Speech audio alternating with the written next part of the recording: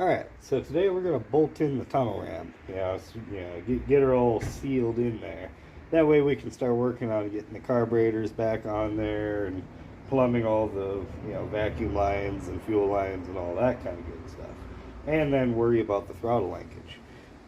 Before we plop it on there though, I just want to show you guys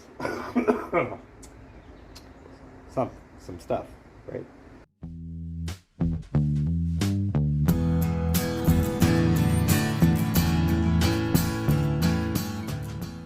So, obviously tunnel ram on the left and low rise on the right. Now here's the old gasket that came off of there, right? As you can see, it fits that port pretty good. And if we come over to tunnel ram, you can see it fits tunnel ram pretty good. Now let's bring it back over here to show you guys. This is what we're dealing with. Yeah. Look at the overhang that we have, and it's the worst possible overhang. We have this in the blocking of, airflow, all this. So this is really why she's not going to be a good high RPM, motor. Because we got these dinky little ports, we got this big overhang in there, and well, they're pretty well gunked up too. So this is not the correct thing to really be focusing on. It's changing intake manifolds.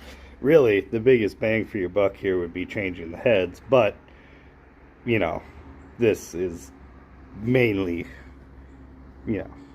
just to get tunnel ram on.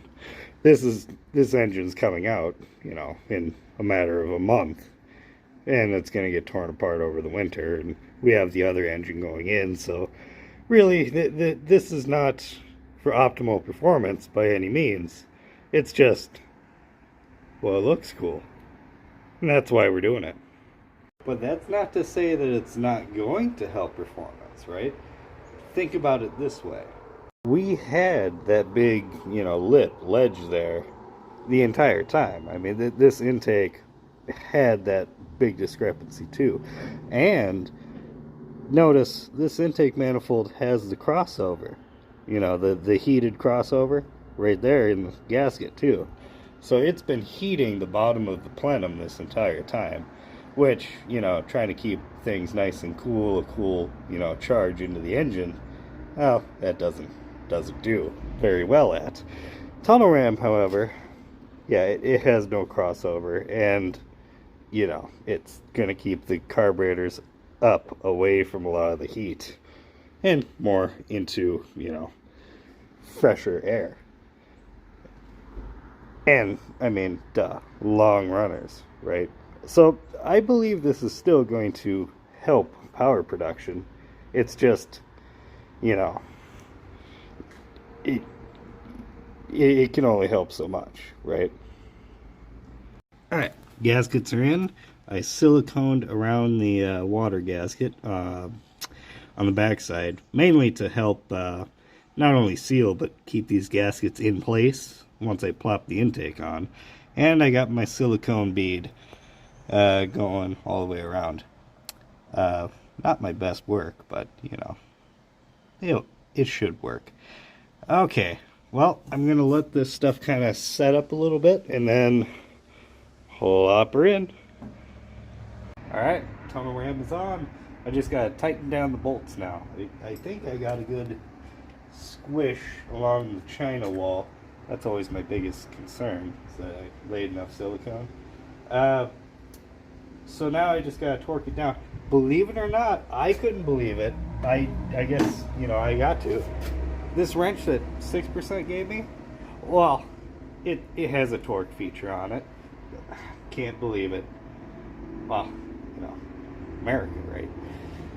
So I'm just gonna torque this to the exact spec required. Then I'll, then we'll let it rest for a minute. Tighter, tighter. About the nice. Love that feature.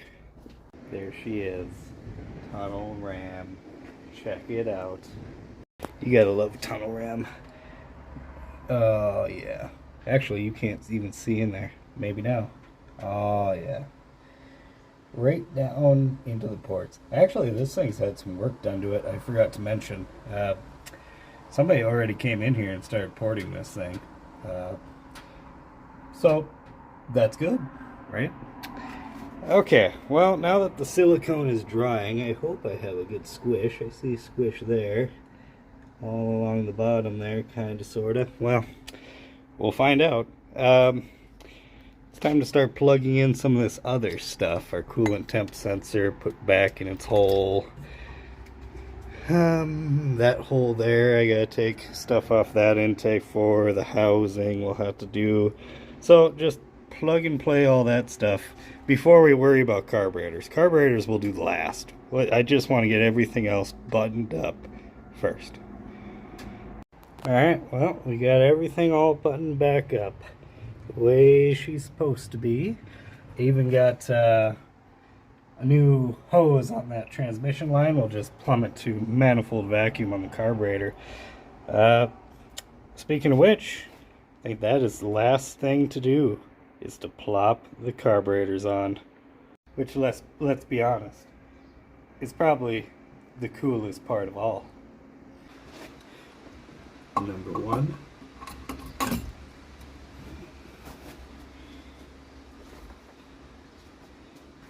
And number two.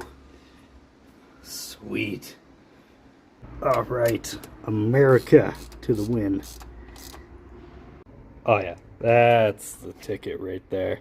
All right, so I got to bolt them down now. The linkage I am still working out. I have ideas, but still working that out. And then let me plug in all the vacuum lines and whatnot, and we'll go from there.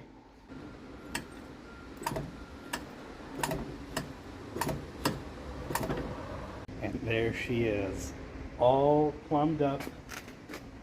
Just need to add water, right? And it's ready to go. It's done.